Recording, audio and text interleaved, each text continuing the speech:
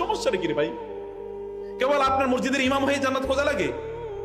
কেবল আপনার ওয়াইজ হয়ে, কেবলমাত্র ইসলামের বক্তা হয়ে, কেবল আলেম হয়ে জান্নাত খোঁজা লাগে? আপনাকে জান্নাত খোঁজা তো বিজনেস। আপনি বলেন যে আমরা বিজনেসের মাধ্যমে জান্নাতে যেতে চাই, দিস ইজ মাই জান্নাতি প্রজেক্ট। এটা বলেন, মন থেকে বলেন এটা আমার জান্নাতি প্রজেক্ট। আমি তো ব্যবসার পক্ষের লোক, আপনারা জানেন। আমি যদিও ব্যবসা করি না, কিন্তু আমি ছোট্ট একটা ব্যবসা করি বটে, এডুকেশনাল ব্যবসা। কিন্তু আপনাদেরকে বলছি যে আপনারা যারা ব্যবসা, আমি ব্যবসায়ীদেরকে প্রচন্ড ভালোবাসি। কারণ কি জানেন? কারণ এই যে পণ্য আমাদের সামনে আছে, এগুলো ব্যবসায়ীদের কারণে এসছে। এই যে আমি জামা যেগুলো গায়ে দিছি, এটা সব ব্যবসায়ীদের কারণে। আদরে যে পণ্য আমি পাইতাম, আমার জুতা থেকে শুরু করে মাথার টুপি পর্যন্ত পুরোটাই ব্যবসায়ীদের কাছে। এখন I love them very much. জন্ম থেকে শুরু করে মৃত্যু পর্যন্ত ব্যবসায়ীদের প্রচন্ড কি প্রয়োজন আছে। আর এই ব্যবসায়ীরা যদি মুসলিম ব্যবসায়ী, আচ্ছা দেখেন, গোটা পৃথিবী নিয়ন্ত্রণ করছে অমুসলিম ব্যবসায়ীরা, অথচ গোটা পৃথিবীর মালিক হচ্ছে মুসলমানরা। ওয়ালাকাদ কাতাবনা ফিজ জাবুরি মিন বাদি যিকরি আন্নাল আরদা ইয়ারিসুহা ইবাদিয়াস সালিহুন। আমি লিখে দিয়েছি তাওরাত এবং ইনজিল সহ গোটা সকল আসমানি কিতাবে, গোটা পৃথিবীর মালিক হবে মুসলমানরা। আমি লিখে দিয়েছি, আল্লাহ বলছেন। তাহলে আপনি কেন মালিক হলেন? এটা কার ব্যর্থতা? এটাকে আল্লাহর ব্যর্থতা। তাহলে বলছেন দেবেন আপনাকে, তাহলে আপনি উদ্যোগ নেন না, আপনি সঠিক পথে চলেন নাই। আপনি এই যে জাতীয় নতুন স্টার্ট আপের কথা বলছি, আপনি স্টার্ট আপ নেন নাই, আপনি নতুন চিন্তা করেন নাই। নতুন সবকিছু করতে আমরা ভয় পাই। কেন আপনি ভয় পাবেন? আজকে গোটা পৃথিবী জুড়ে যদি অ্যামাজন যদি গোটা পৃথিবীকে নিয়ন্ত্রণ করে, আলিবাবা যদি গোটা পৃথিবীকে নিয়ন্ত্রণ করে, কে চিন্তা করেছে? অ্যাপল যদি গোটা পৃথিবীকে নিয়ন্ত্রণ করে, আইবিএম যদি গোটা পৃথিবীকে নিয়ন্ত্রণ করে, তাহলে কে এটা আগে চিন্তা করেছিল? ইন্টারনেট, এখন গুগল, এখন এআই, চ্যাট জিপিটি গোটা পৃথিবীকে নিয়ন্ত্রণ করে, কে আগে চিন্তা করেছে? ওরা আগে চিন্তা করেছে, এই কারণে ওরা নিয়ন্ত্রণ করে। আপনি কেন আগে চিন্তা করলেন না?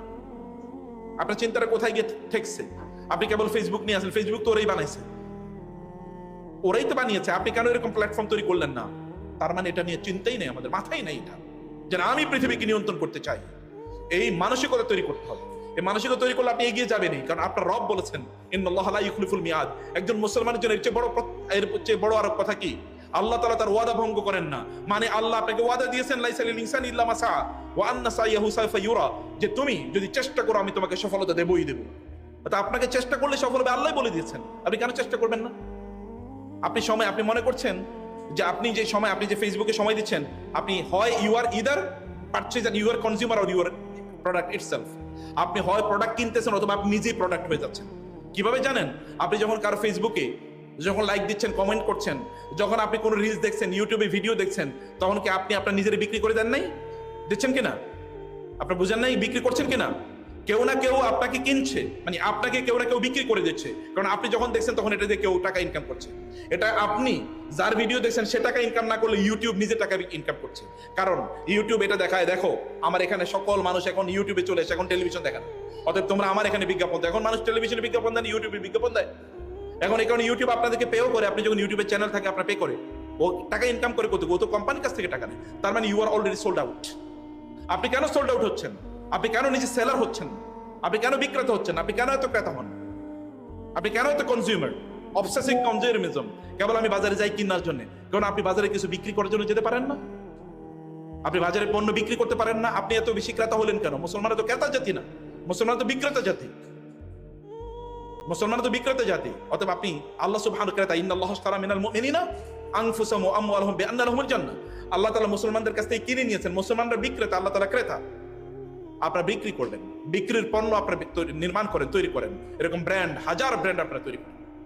হাজার ব্র্যান্ড তৈরি করে আপনার প্রচুর পরিমাণ সম্পদের মালিক হন। কিন্তু আগেই বলছি, মিনিং সম্পদের মানে কি? সম্পদ কেন ইনকাম করছেন? সিনেমা দেখার জন্য? বাসায় একটা বড় টেলিভিশন কিনে নেবেন এই জন্য?